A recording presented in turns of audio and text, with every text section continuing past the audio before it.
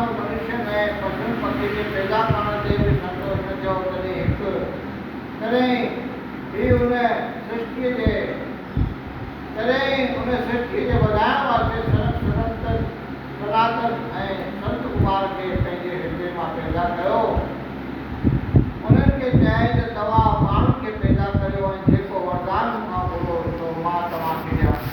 तॾहिं उन्हनि मन में वीचार कयो त जेके माउ पीउ हर भॼन करण खां मञाइनि तन खे पंहिंजो दुश्मन सम्झणु घुरिजे। तंहिं करे चइनी भाउरनि ब्रह्मा खे चयो पिताजी असां इहो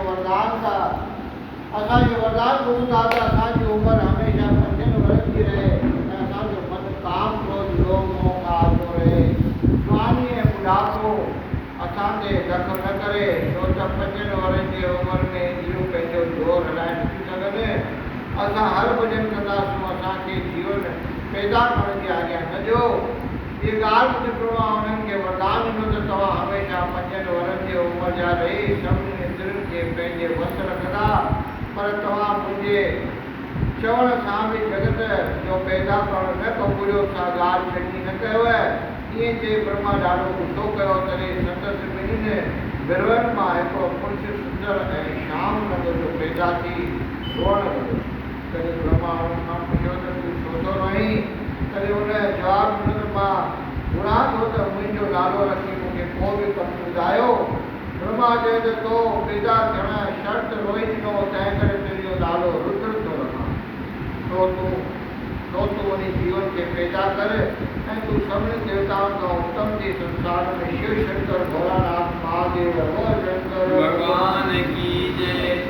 संसार में शिव शंकर भोलानाथ महादेव ऐं ॿियनि नालनि सां मशहूरु थींदे।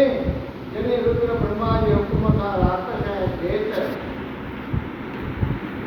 दैत प्रेत पिशाच ऐं ॿिया जंहिंजे स्वभाव में काम क्रोध लोभ मोह अहंकार भरियल हो सो पंहिंजे मर्ज़ीअ सां पैदा कया।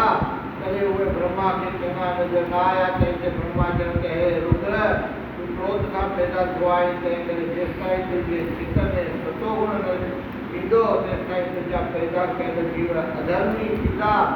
उन्हीअ करे तूं अवल वञी परमेश्वर जो तप कर। जॾहिं तुंहिंजे स्वभाव मां तमो गुण निकिरी वेंदो तॾहिं सतो गुण सां जीवन खे पैदा कजे ऐं तप करण सां तोखे परमेश्वर जो दर्शन मिलंदो। इहा ॻाल्हि ॿुधी रुद्र संसार जी उत्पत्ति बंदि करे तपस्या करणु शुरू कयो।